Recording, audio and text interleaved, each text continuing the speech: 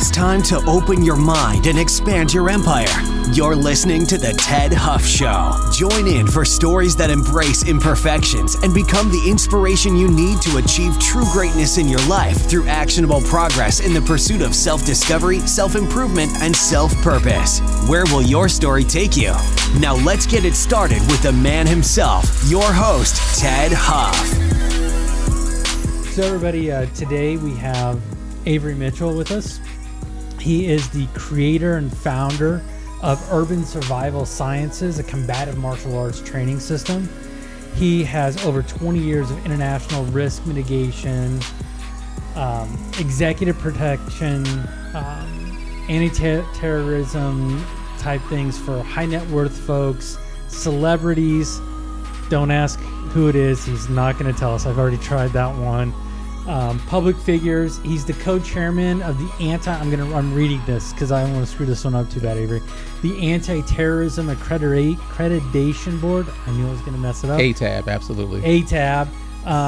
And he is heading up the Global Certification Program for Certified Executive Protection Specialists. Man, that's a mouthful. Correct. That is a mouthful. So we're going to get into some really interesting things, but on the Ted Huff Show, the big thing that we want to do is understand what is it that got Avery to create the Urban Survival Sciences? How did he get into the executive protection area? What were the things that got him there? So Avery, without any further ado, hey man, so how did you get into that? I mean, what was it? That's funny you say that, Ted. I think everybody can read a bio and they go, oh, like this is my story. I think my story is a little bit different, and it kind of goes like what people talk about with motivation. Like you have skills, you have gifts, and you have talents you work. I kind of want to say that I was born a protector, meaning I've always been that person that looked after the elderly, looked after a little child, looked after people. So I think it's something that the Creator gave me, a gift to want to protect people. Growing up in inner city Newark, New Jersey, you see a lot of things growing up in inner city America. And I always was a person who wanted to understand why things happened. So when you see violence, you see crime, you see people being taken advantage of, the psychology kind of comes into it before you even know what psychology is, of trying to figure out the why and the how, what makes people do what they do, and what creates the environments for it to occur. So throughout life, I always wanted to question, why was this happening? Why was that happening? When I went to college, I purposely decided to take my major be criminal justice and sociology with a minor in psychology, just to get an understanding of how the system works, but also how the mind of people works. Started in martial arts. You talked about something that people don't know, so I'll give you a real story. I was 13 years old when a bully picked on me in my neighborhood, and I did not fight back. So I understand bullying firsthand. I questioned why I didn't respond back, and the honest answer was I was afraid. Fear was real, and I didn't know how to respond to someone who was 3 years older than me, and they were much more aggressive than I was. So even at 13, I went inside myself to like, why didn't I respond? Why didn't I react? What was the triggers that were in me? I had a lot of mouth, Ted. So I was wolf talking. I was like, oh, you're not going to do this. You're not going to do that. You're not going to do this. And he punched me right in the chest and was like, oh. I guess you are. He took action, okay, on what he was talking about. My grandmother walked me across the street to a karate school that was opening up. And my teacher, and I always give him credit, at that age, his name was Charles Wilson. He said, why didn't you fight, Avery? I said, I don't know. He said, sure you do. Sure you do. Why? I said, I don't know. He said, tell me the truth. I looked at him and I said, I was afraid of pain. He goes, what pain? I said, well, if he had hit me, it would have hurt. He goes, how do you know? I'm like, because that's what happens. He goes, so your perception is something that had not occurred would hurt before it even happened. Oh, wow, yeah. Now, years later, as I became an adult, I started going to school and taking psychology. I was like, I kind of created that whole thing in my mind because it wasn't real. but it prevented me from reacting. And as you read in one of my articles, that's where the concept of stamping comes from. And so you know, that article was really interesting for me, especially the whole stamping piece Right. of it, because lots of things happen in our youth. Absolutely.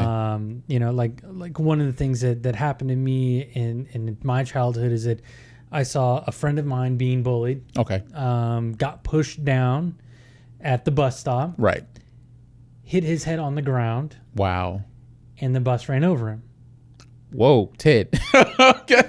Not just ran over him. Let me be a little graphic here, and I may have to actually put a disclaimer on this episode. Wow. But I literally saw the bus tire drive over the skull of my friend.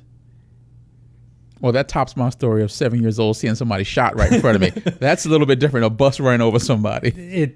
And the weird thing about that, and it gets me choked up thinking Right. about it, but the weird thing about that is that now when you see school bus stops that have Right. the fences for the kids to stand behind, Right. that's why. Wow. That is why you see that.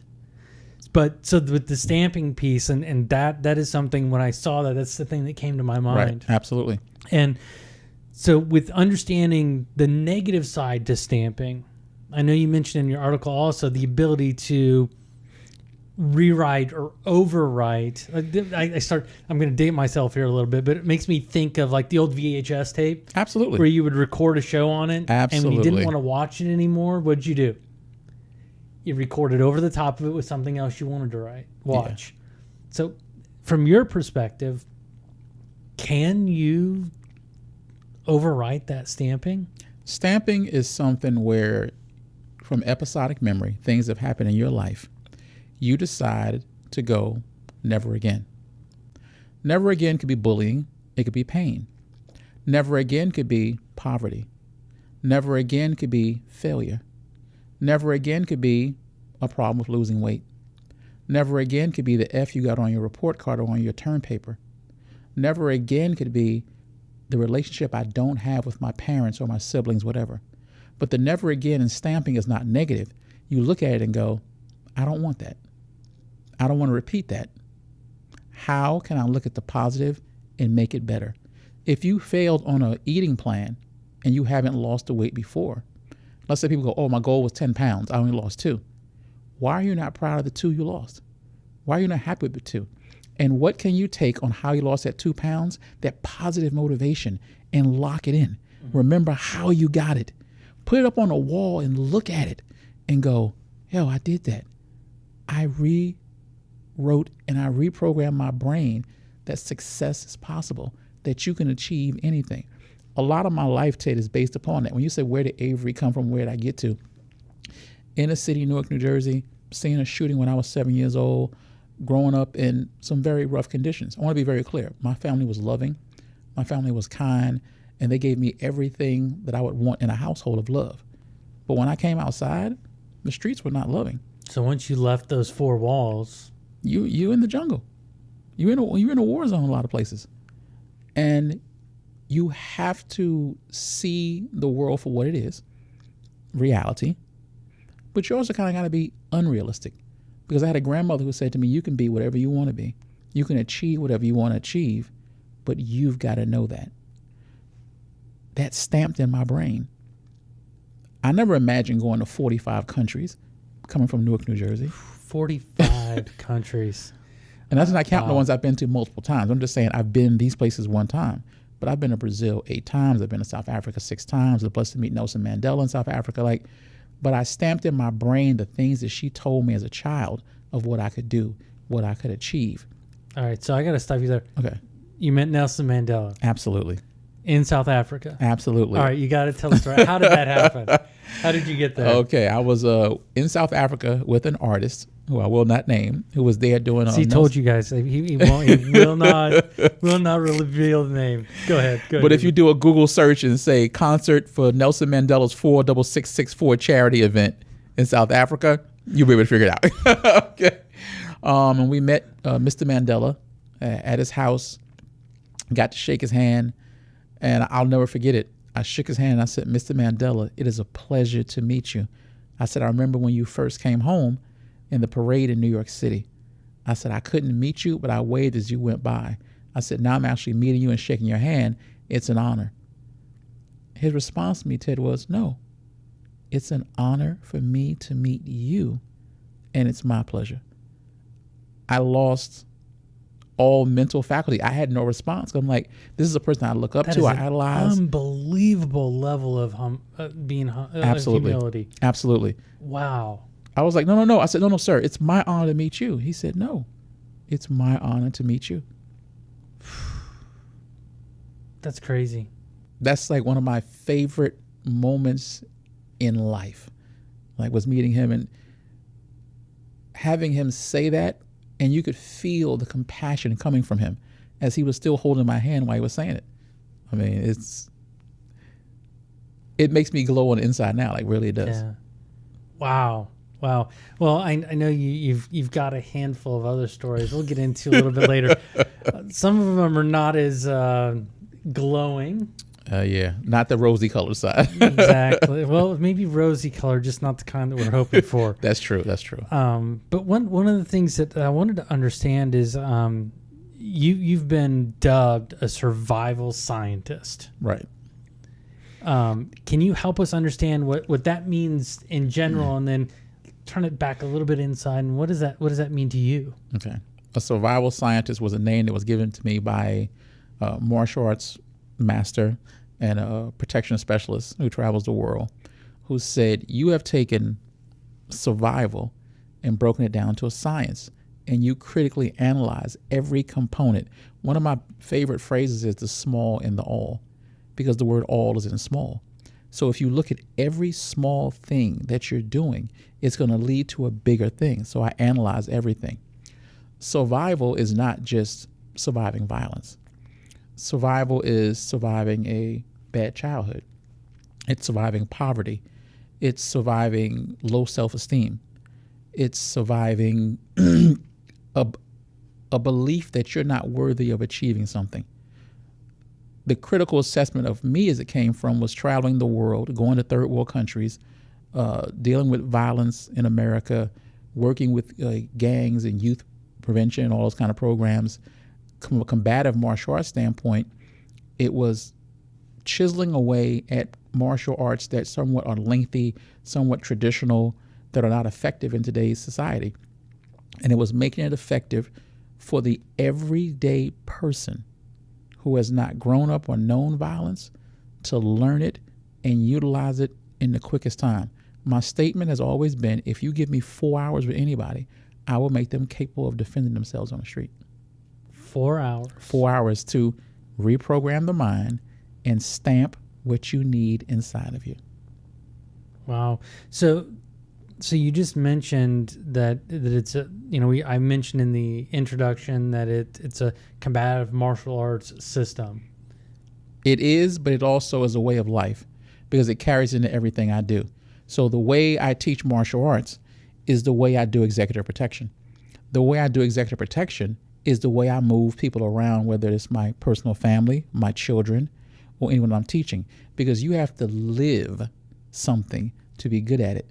So the principles that I follow in survival sciences are the same principles I live in life. How you take your children out of the car, how you put them in the car, how you walk into your house. I'll give you a perfect example. Anyone who knows me knows I will never walk into my house or any building or any hotel room or anything without checking the knob first. I'm going to touch the knob and shake it because I want to know if that door is going to open up by itself. The problem with most people is they go to a door and they touch it and the door opens up. Okay, was it broken into? Was it left open? Human nature, a person goes, oh, I must have left the door unlocked. Well, that's a 50-50 at that point. Maybe you did or maybe you didn't. But if you make it a habit of double checking the door before you leave, and when you come back and touch it, if that door opens up, what it says to me is those I love have to step back. I have to go in first and see what the problem is because I know I locked the door. But when you just put your key in and it slides open, you go, oh, maybe the lock wasn't working, or maybe I didn't lock it. You should have a surety and not guessing. And if you're guessing, you're taking those you love into an environment that is untested and not known yet. So it becomes a habit with me, a behavior, the things I do for safety. So when it came to celebrities and corporate executives, I really transferred what I was living to the profession. Wow. So getting into, sorry, you caught me off guard with that because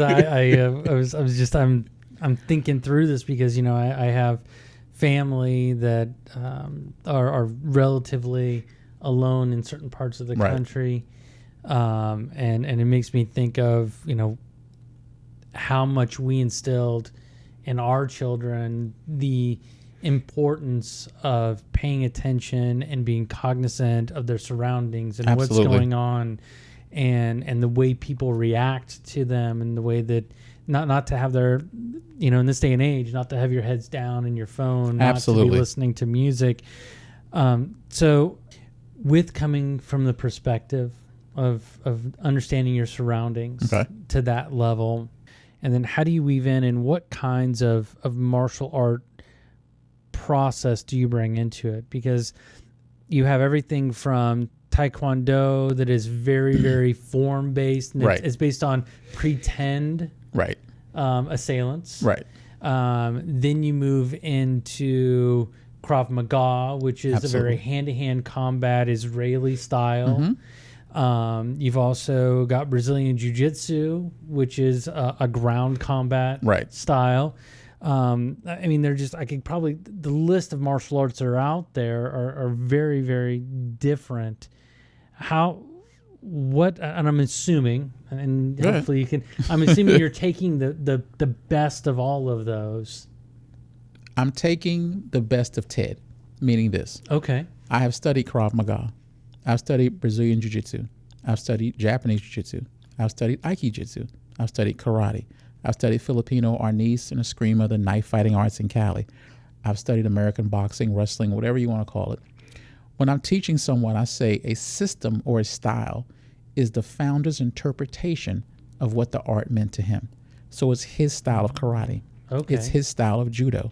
It's his style of Tai Chi. It's Taekwondo. But in Korea, you have Taekwondo, you have Kuk Sool Won, you have Hwarang Do, you have many styles. When I'm teaching someone, I ask them this question. Have you ever met an attacker who had more than 2 arms and 2 legs? Because if you didn't, you're fighting the anatomy of another person, not an art, not a style. And the style has to adapt to you. There are different heights. There are different weights. Some people are very flexible. Some people are not. No disrespect to any art, but if you study an art that is 85% kicking and 15% punching, and you're at either an advanced age or you're not very flexible, you're not going to do well with that art, and it's not going to be practical. So I should modify that to work for the person. Some people, Ted, are just not aggressive. They're very passive. Those people usually take arts that are more suited to them, that are more of a softer style, more of a flowing style. Well, that's great for your temperament. That's great for raising, as they call it, your spirituality in Asian arts. But there is a time when the aggressiveness has to come forward in a combative situation in street reality, whether it's in America or in foreign countries. So you have to adapt the art for the person and what makes it work for them. And then it becomes, like they say, Goju-Ryu, Shito-Ryu. No, it becomes Ted-Ryu. It becomes your style, and you teach it to your family the way it was in Asia. It was a family system passed down to the family and then given a name. So I should give you something. So if Ted is training with Avery Mitchell, oh yeah, I'm a black belt in urban survival sciences or so.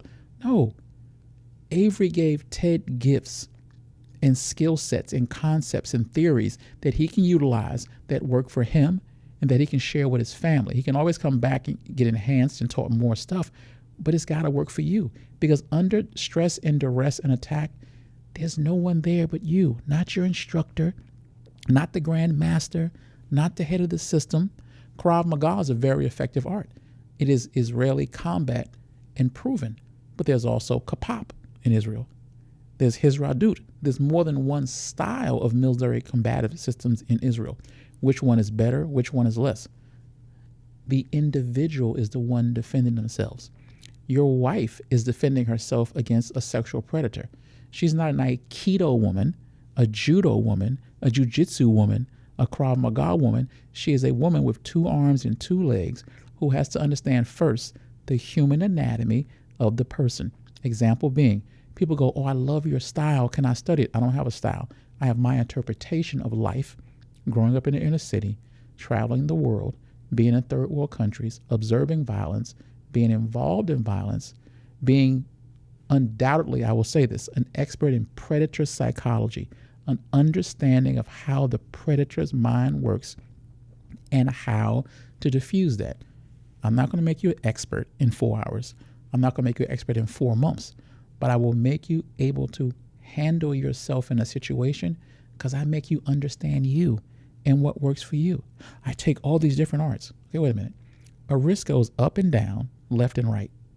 That's the science of it. If it goes at a 45-degree angle, normally that's a sprain.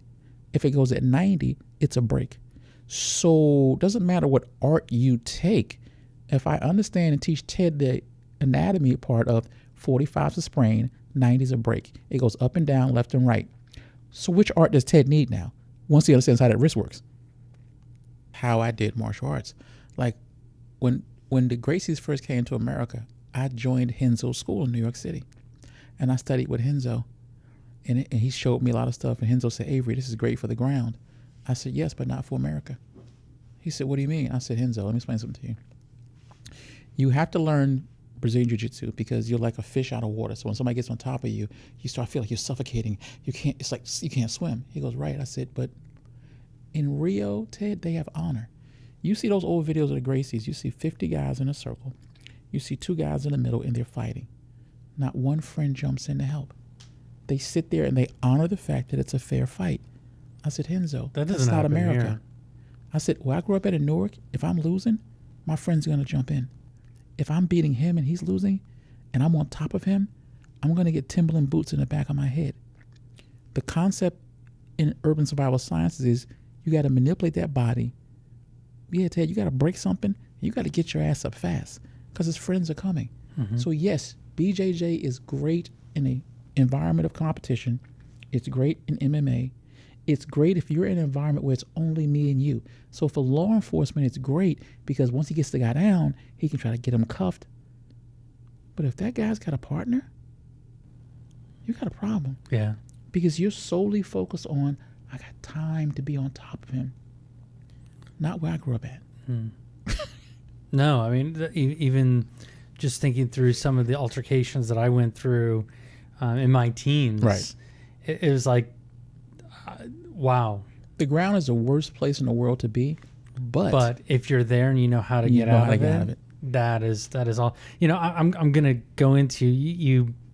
You sent me something as one of your stories that my wife and I were talking about, and we kind of laughed a little bit, and it's not because it was funny, but you mentioned that in Sao Paulo and Rio de Janeiro. At one point, you were surrounded by 100 AK-47s, Absolutely. and you were able to make it out alive. Now, the part we found that was funny is that you were able to count all 100 of them. Mm-hmm. But the best part is the fact that, and the way that I explained it to her was, because he is still here today, that's how he was able to count all of the weapons. Is the mic on or off? It's on. Okay. Let's keep it. I'll tell you this. Okay, the story of Rio. An artist, once again, which I cannot name. We were doing a documentary on where hip hop or music came from. Since it came from inner city America, the idea was let's go around the world where music is growing and let's create those same environments where the music came from. Well, I can tell you, been in Compton before, been to Newark before, been to St. Louis before, been to Detroit before, been to Memphis, been to Little Rock. Nothing compares to Rio and Sao Paulo. So when you go, let's go like music started hip hop in the Bronx, let's go to Rio, it's the same thing. No, it's not. Okay. So as I normally do when I travel the world, I make sure with my clients, I network, use my resources, and I'd already hired police and local military police to be with us in Rio and in Sao Paulo. The first location in Sao Paulo we went to, when we arrived, we got out. I looked at my client who had some rather expensive jewelry, and we were like, hey, guy, can you put that away? The person who was in charge of that favela, and when I say the word in charge, I mean in charge, he goes, my friend, what are you doing? I said, I'm telling my client to put some valuable, no. Leave everything on. You are safe. You are fine. You are my guest. No one here will touch you. You can walk around with money falling out of your pocket. No one will pick it up. No one will touch it. And then he said some things. For your podcast, I'll say it this way. I'll say it actually the way he said it. He said, if anyone was to touch you in this favela and you're my personal guest, it would not be wise for their family tonight. Oh, wow. That was my first introduction to a favela. Now, in the movie City of Gods in Sao Paulo, that's flatland. When you're in Rio, you're on the mountaintop, so you're looking above the city. That was a situation where, let's just say, in looking for the essence of the music, we went into a favela in Rio where we had been advised not to go. Sometimes in executive protection, you give your vulnerability and your threat assessments, your risk assessments to a client, and if they go, no, I still want to go, you have to make a decision. How much intel can you gather? How much advanced work can you do? Logistical work you can do, and decide, do we do this or don't we do this? But sometimes clients go, but that's what I pay you for, and I want to go. Oh, wow. So if you're good at what you do and you're like me and you're a Leo, you kind of go, I'm not going to back down from that. We can do it.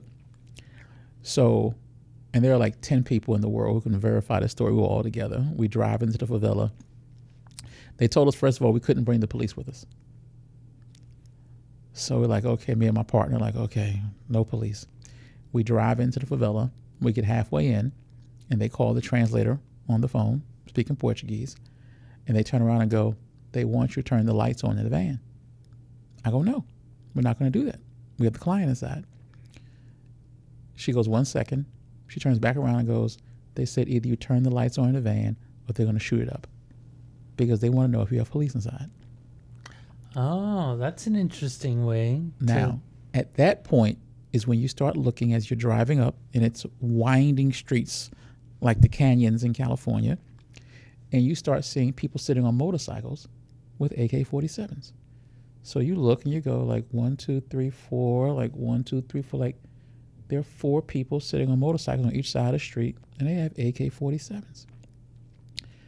After we turn the light on and they see there's no police officers, we start driving farther into the favela.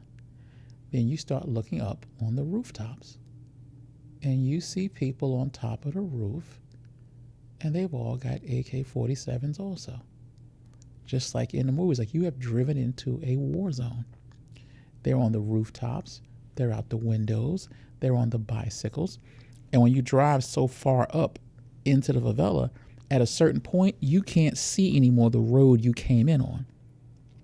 So honestly, you kind of lose a sense of perception of where you're at. Because when I first got out the vehicle, I lost my sense of direction. I'm being very honest. I was like, because you couldn't see the street. And we were surrounded by people. So I lost where I came in at and where we came out. So you're like, you disoriented for a second. You have to catch yourself.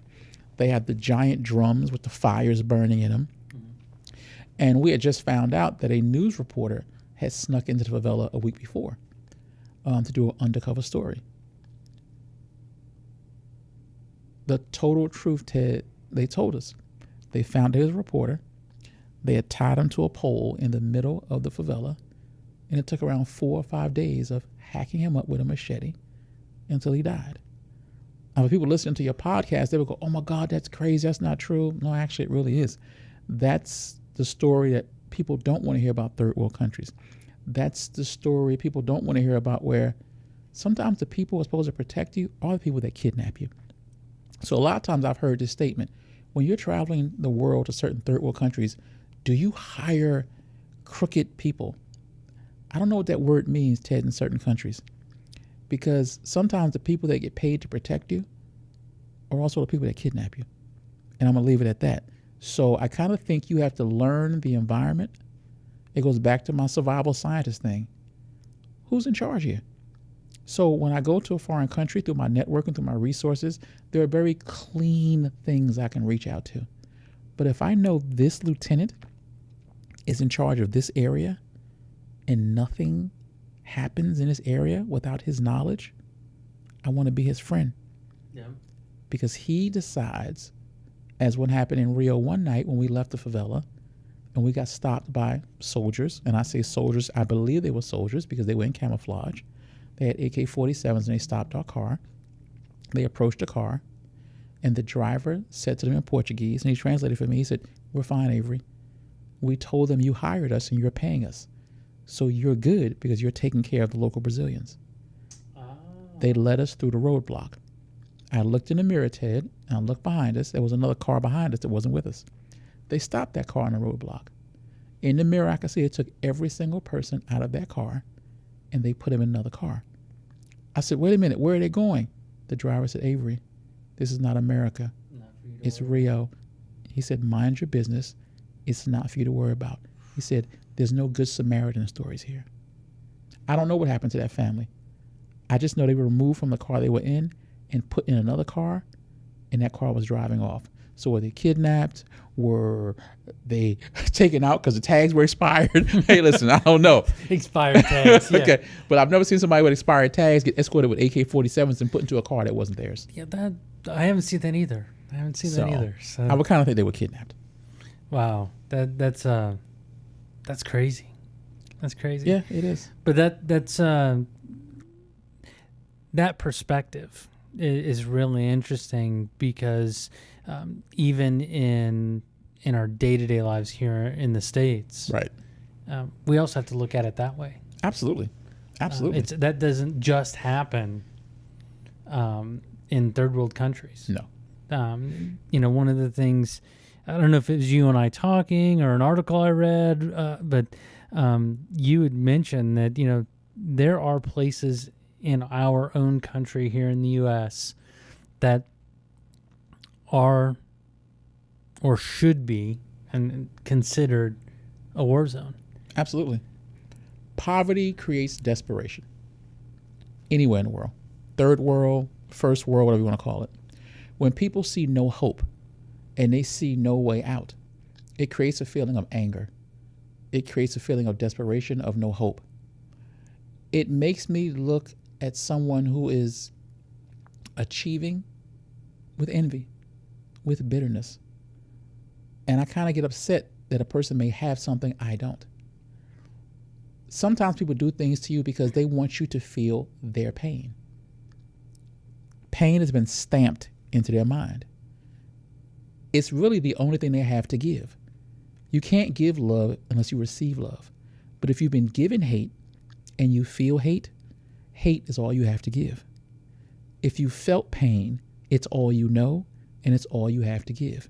So there are certain places in America where people give out pain deservingly or undeservingly to people because it's all they know, Ted. So I know violence. I give you violence because it's all I know. Now with me, when you say the survival scientist, I apply that to myself. There's a lot of introspection with me on things that happened in my life, things that I didn't have, or things that weren't done with me, that I reversed that cycle and stamping. And I'll give you a classic example in real life. People say, well, I grew up without a father. Well, then make sure you be a great father to your children so you don't repeat that cycle. Oh, I grew up in a house full of domestic violence. Well, then you make sure you don't perpetuate that and do it yourself because you received it or saw it. It is very easy to take that negative stamp of what you saw growing up and then use it as a positive and go, no, not never again to doing it, but never again to breaking that cycle and not repeating it and doing better. So there's always a way to take any event, anything that happens in your life, positive or negative, and go, I can turn that and make it work for me if I want to. It's only when you choose to accept what happened is, well, that's just the way it is. No, it's because you think it can't be done or someone has not said to you or shown you how it could be done. Those principles I learned in inner city America travel with me around the world. Like I said, it's a way of life. Survival is a way of life. Conquering fear, managing fear. I never say getting rid of fear. That's a false concept.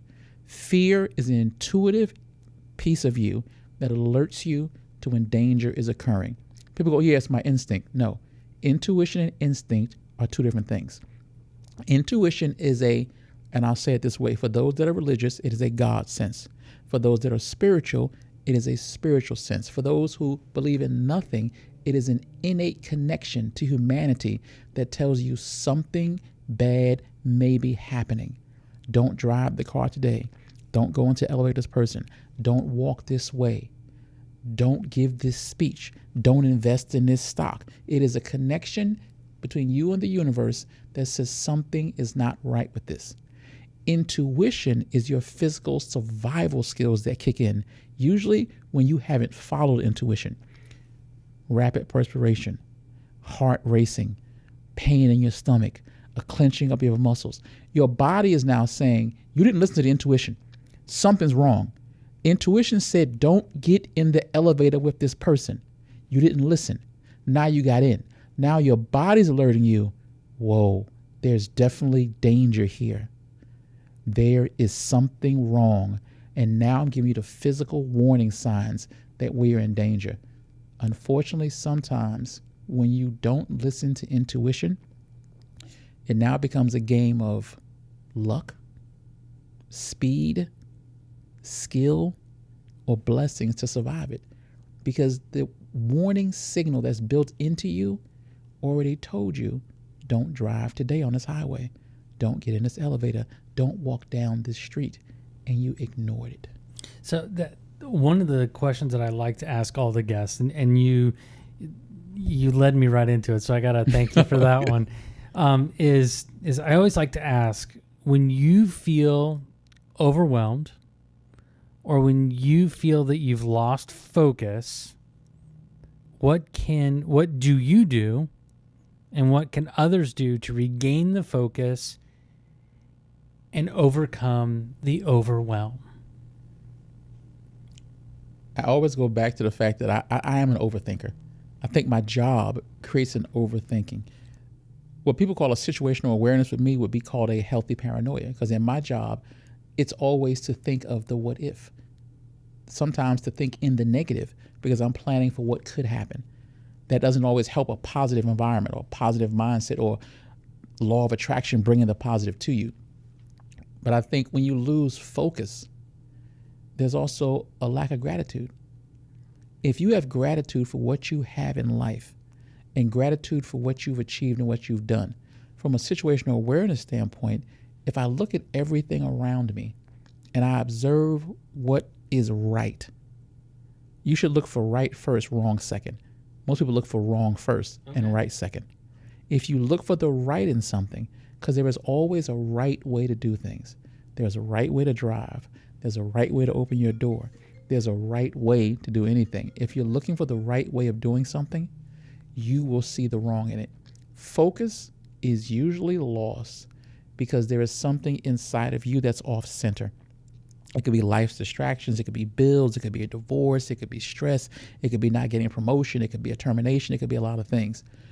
But if you look at the worst things, and for me personally, the worst things I ever thought could happen in my life, I always survived it.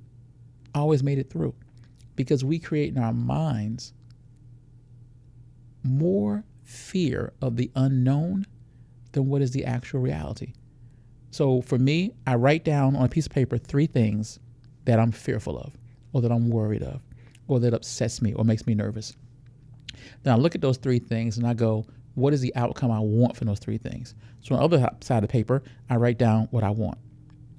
Then I look at what's the distance between what I fear and what I want. I don't go for the leap. Just think it and it's going to happen. It's baby steps. So I look at, I fear this. How can I make steps towards what I want on the right side of the paper? And not every day, every hour of the day, I look and see how close I am, if I stayed stagnant, or I went backwards in where I'm at. because I'm a person who really believes I have to see it on paper what I'm dealing with. Thinking it is great. And sometimes technology even gets in the way. Notes in my iPhone, notes in my iPad.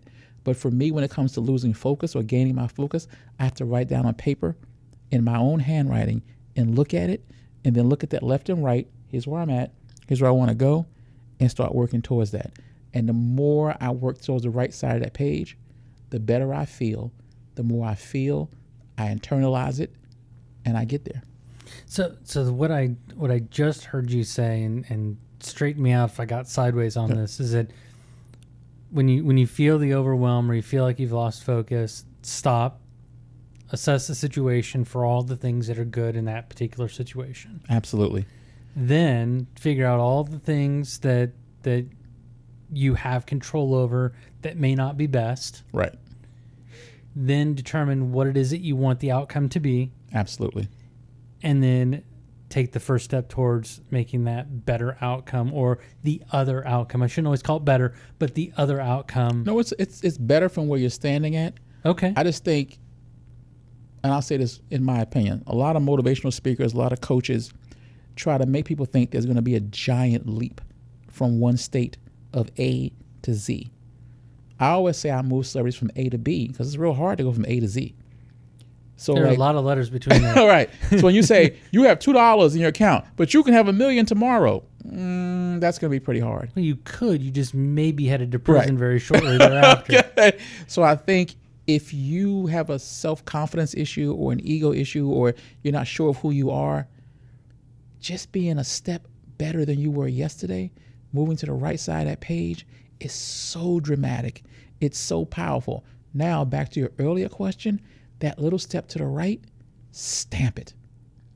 Stamp it and keep it. So give us an example, and I appreciate you bringing us back to that, but give us an example of how to set that stamp. Because in my head, it's kind of interesting, because after reading the article and us talking about it, it makes me think of the wax seal on royal letters, where you would get to that point and you say, okay, I want to seal this in. How do they after they've poured the wax, how do they stamp it in and make sure that it stays? To stamp in a positive manner takes positive reinforcement. Once you give it to a person, they lock it in their episodic memory, and they play off that, and they play that video back. I'll date myself. Or they stream it back over and over again, that positivity. So for an example, your child is playing Little League, and he may be struggling with batting. So you take him out. Or your daughter's doing gymnastics. Or with me, it could be going to the firing range. And you go, okay, Avery, hit that target. Okay, Johnny, hit that ball. If you're going to have him out there for 2 hours, at a certain point, he's going to get tired. At a certain point, he's going to make mistakes. If he was good the first hour, Ted, and he was doing everything correctly, that's a stamping moment. But we don't do that because most parents want perfection. We push it to the point until they start to fail, and then we punish them for the failure. Right. We go, okay, it's over. Wow. It's done. No. When he does it for the first 45 minutes and he's hitting that ball correctly, and he's energized and he's happy, stop. Practice over. But Dad, I thought you was going to do 2 hours. No. Right here is what I want. And we got to leave that. How do we do that to ourselves, though? Because I think that's the hardest part. I mean, helping others. It's hard, but it's not if you realize where you came from. Anything you're worried about, anything you're fearful of, anything you're afraid of, anything you're worried about, once you think a positive thought, and for most human beings, you got to write it down. How many people write down the good things about themselves? Oh, very few. Very few. How many people even say to themselves when they wake up in the morning, I'm a wonderful person. I'm a caring person. I'm a kind person. In training in survival sciences, I tell someone, you are worthy of defending yourself. You are worthy of your possessions. You've earned it. You've earned the right to be safe. So you have a right to defend yourself. Be proud of that. Most people in training with me say, I don't want to hurt anybody else. I don't want to hurt anyone else either. But I didn't choose to be chosen by a predator. But I choose to live past this moment because I have loved ones and families and businesses and business associates who depend on me. So I have to resolve this conflict right now so I can do better for people tomorrow. So I deserve the right to live. So I'm going to defend myself appropriately. I really think the folks tuning into the Ted Huff Show really need to understand what the interview is and what they can do to identify when they're being interviewed. And it's not just a job interview, folks. We all go through that. I'm going to use the job interview as a reference because most people listening to your show can understand it. When people are going for job interviews, they're told a couple of things. They're told to be attentive. Listen to everything the interviewer is saying to them. Listen to every word and be careful how you answer. But in real life, people don't follow any of those things. The interview comes from the practice of me actually interviewing predators, whether they be robbers, muggers, sexual predators, kidnappers, whatever it is from a clinical standpoint, and just analyzing how they think and how they talk and what they do. It's called the setup. You have to know an individual in who is time is of the essence in any crime. Time is of the essence in any wrongdoing. So I have to assess first what kind of person I'm dealing with. There are questions that a predator will ask someone that gives them very quickly a profile of the individual. It takes 1 minute for some. It takes 5 minutes for others. It might take 30 minutes. But the most important thing that your listeners need to understand is they've got to know they're being interviewed. For example, I'll start off with the sexual assault, and then I'll go to the other kinds, because that's the most difficult and most challenging. A lot of young ladies, when they're out, and once again, this is coming from the mind of a predator. So it's not a theory. It's not a concept. This is people who actually carried it out, who explained to me how it works. And folks, I'm going to go ahead and put in the show notes also a link to the article that Avery wrote about this, so you can get a little bit deeper understanding of where the intel, sorry, my military background starts to pop in there, the information of where he collected this from to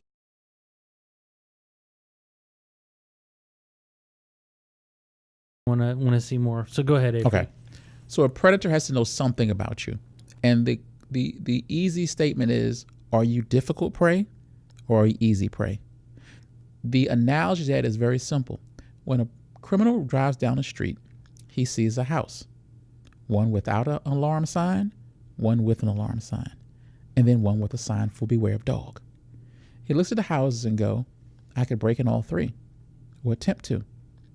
But wow, this one has no alarm. This one has an alarm, but this one has an animal that bites and attacks.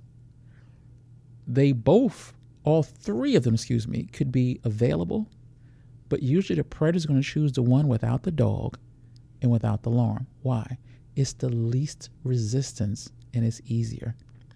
Now let's go to human beings.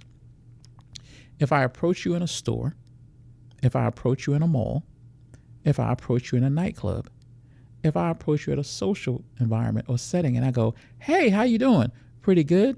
Oh my God, you're very beautiful. Oh, thank you. Oh, are you married? Now, one thing I'm going to say as a father who has daughters, we have done not such a great job in teaching women about how predators think, because we have taught them to answer questions and give too much information to get a person out of your face or get a person away from you. When sometimes if you're being interviewed, you're giving too much information.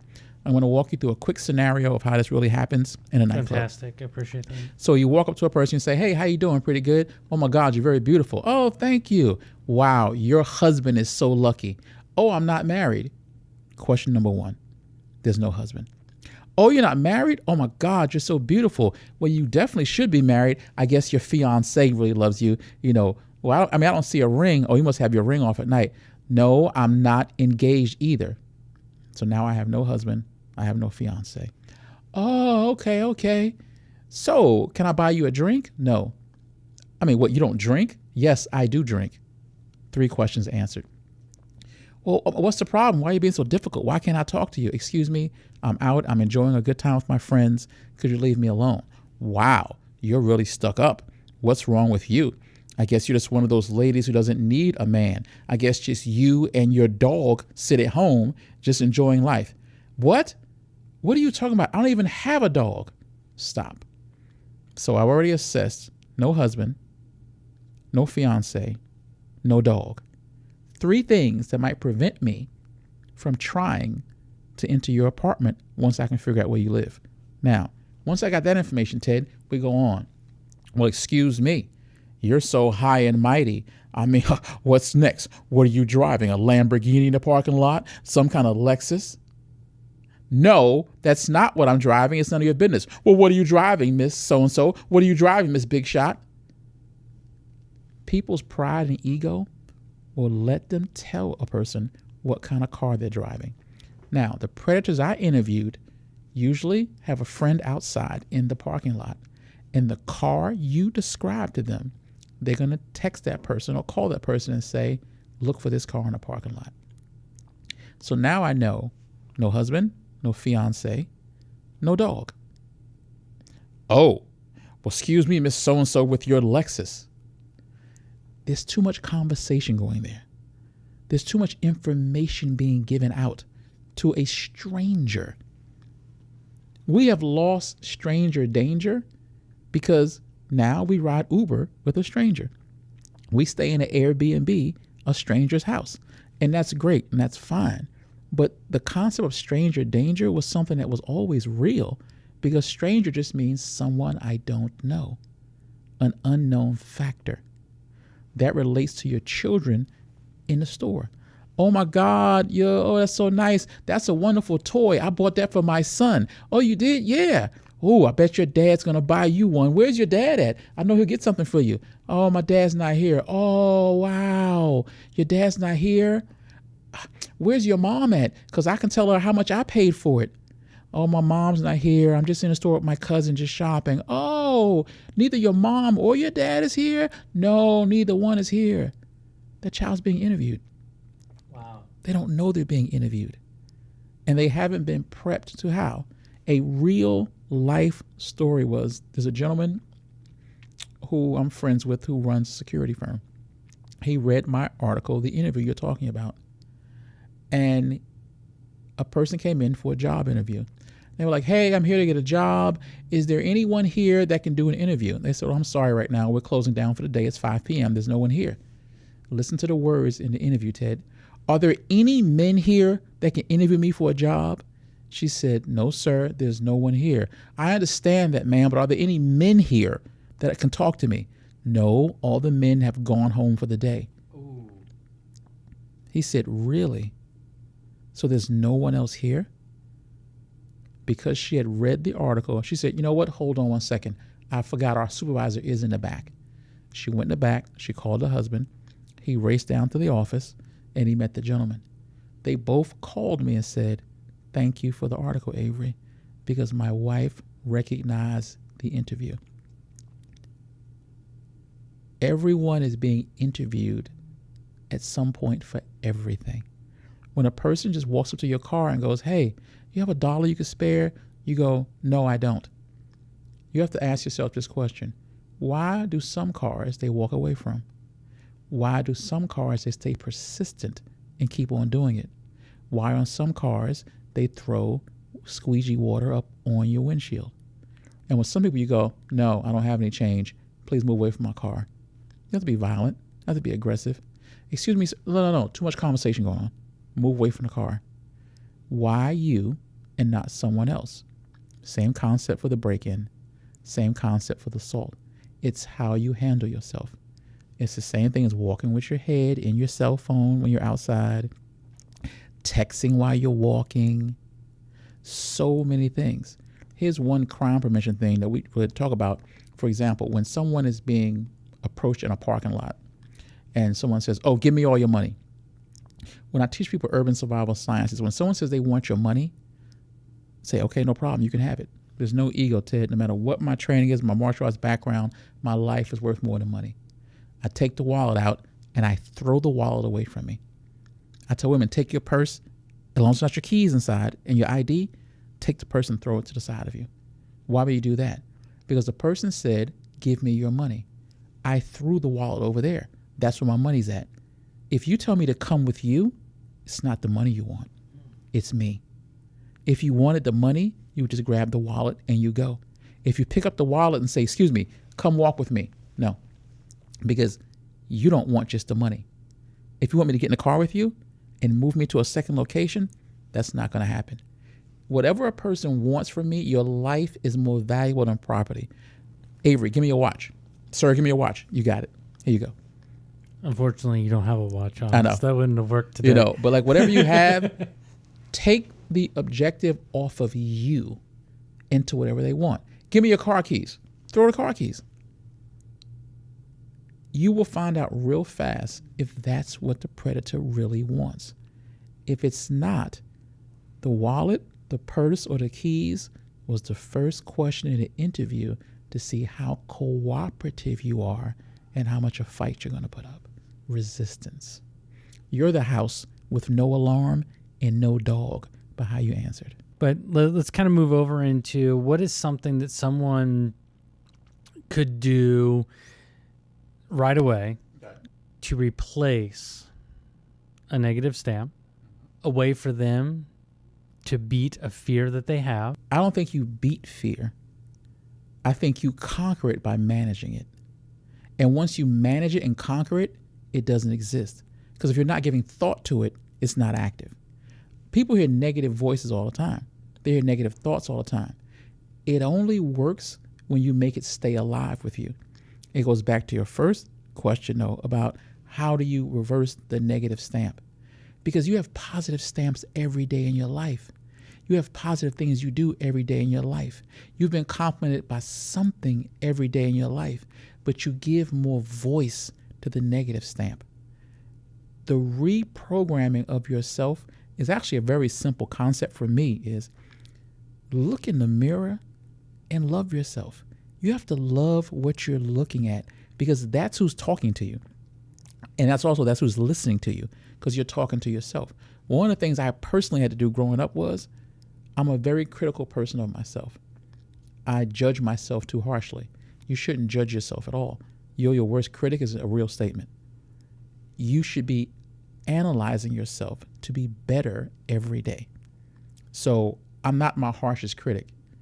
I am my harshest motivator of becoming better every day. Managing fear, beating fear, conquering fear. People always say, oh, it's false evidence appearing real. True, however, there is a basis from a stamping standpoint in your episodic memory of something that happened along the way. Psychologists say the human mind doesn't know the difference between reality and fantasy. Well, that's not true. Of course it is. That's why your blood pressure raises watching a horror film. You're not really there with Jason and Chucky. But why are you excited? Why are you looking at something and it becomes real?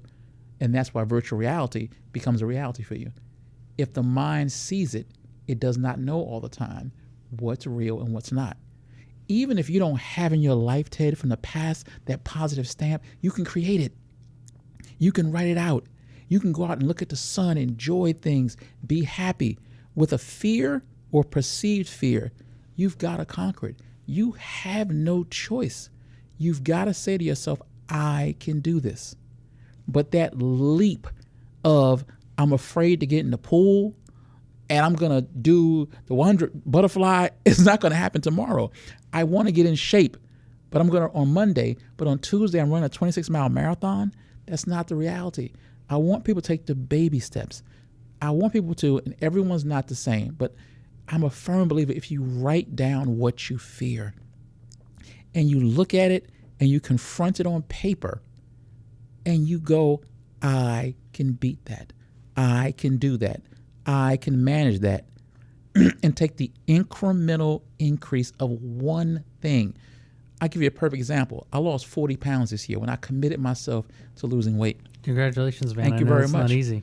I said I'm a critical judge of myself. So I would go, oh my goodness, I had a piece of bread that I shouldn't have had.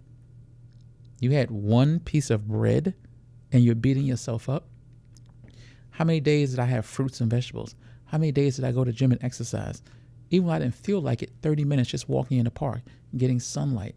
I applaud myself, Ted, for those small victories. But those small victories, those baby steps, become huge when you do it every day. So if there's something bad you used to eat and you don't eat it 3 times in a week, man, that's 3 major accomplishments. Man, that's 3 positive stamps. And you've got to stop listening to the negative. I always say there's 2 voices speaking to you at all times, positive and negative. Positive tells you what you should do. Negative always goes, well, why not? It's only a donut. Why not? It's only a piece of fried food. Why not? He looks pretty safe. Walk into the elevator.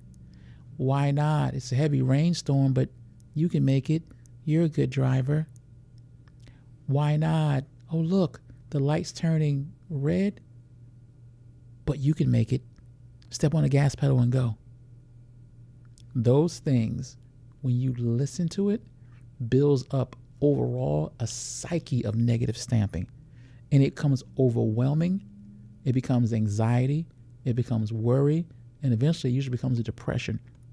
So I'm a firm believer in the same way I teach combatives is the way I live life.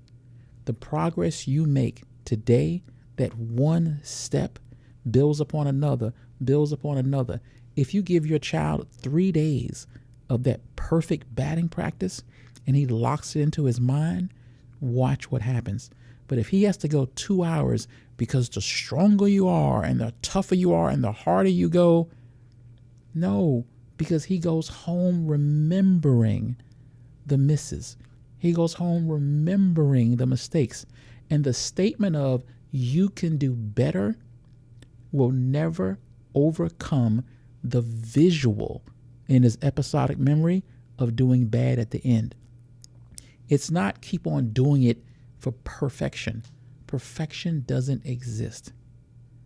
But you can create a perfect stamp for a person and they will take it and go from it. Avery, this has been great. I really, really enjoyed this. We could go on forever and ever. I mean, this has been, I like the psychology of things. I like understanding how to help other people through psychology. And this has been fantastic, especially all the little nuggets that you've given. Before we shut down and turn all these fun lights off, what I want to do is I want people to know, where can they find you? Absolutely. I know my favorite place to reach you is through the Modi app. It is the only place to reach me, through the Modi app right now. I do online coaching and consulting on Modi, whether it be executive protection, whether it be urban survival, whether it be, as you say, managing fear, overcoming obstacles, or just regular safety and protection in foreign travel or being domestic, even family protection. Like, I work with families on how to travel safely with the children and your loved ones. Like I said, I was born a protector. So I'm available all the time. My Modi is never off. My phone is always in my hand. I can attest to that. I've hit him up a couple times, and he's always available, and that's great. So we've got the Modi app. What other places can they find you? Find out more about you. Find out more about. They can go to my Instagram page. I am Avery Mitchell. They can look me up that way. But the Modi app is really the way to get me. I'm Avery Mitchell on the Modi app. If they download the Modi app, they can reach me. I'm probably going to get bombarded with this, but my email is averymitchell@gmail.com. That's all right. That's all right. Also, for everybody that downloads the Modi app and goes ahead and connects with Avery and myself, we'll put you into a drawing for a free 10 minutes with myself, and then we're also working with the folks at Modi to also give away some additional time. So you can start to reach out to some folks that you want to talk to. And so we'll go ahead and do that. Make sure to get all those things in the notes. Is there anything else, Avery, that you want to cover before we shut down for the day? I just want all people to be aware of their surroundings. Look at things from a safety standpoint and feel good about themselves. Feel positive about themselves, because all the things I've overcome in life, anybody can do it. I'm not special about anything I did. I just took ownership of what I wanted to be and what I wanted to achieve. And I just want to give to people. I want people to be safe. That's it. Fantastic. Well, thanks, Avery. I really appreciate you coming out today, sitting behind these bright lights, and answering my interview questions. You ask a lot of different questions. You're the first person who really, like I told you before, you got a lot of information from me that I normally do not discuss, and especially my upbringing. I don't discuss that. Well, and I really appreciate that. I think that's going to help everybody understand that no matter where you come from, Right, you can always end up where you want to be. absolutely, absolutely. Thanks again, Avery. Thank you very much.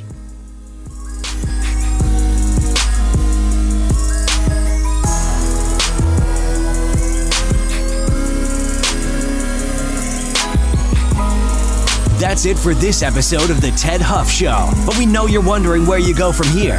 TedHuff.com makes it easy for you to get notifications for new episodes, specialized contests, exclusive giveaways, and upcoming events simply by signing up for our mailing list. You'll get access to all this and more by visiting TedHuff.com. That's TEDDHUFF.com. Until next time, open your mind and expand your empire right here on The Ted Huff Show.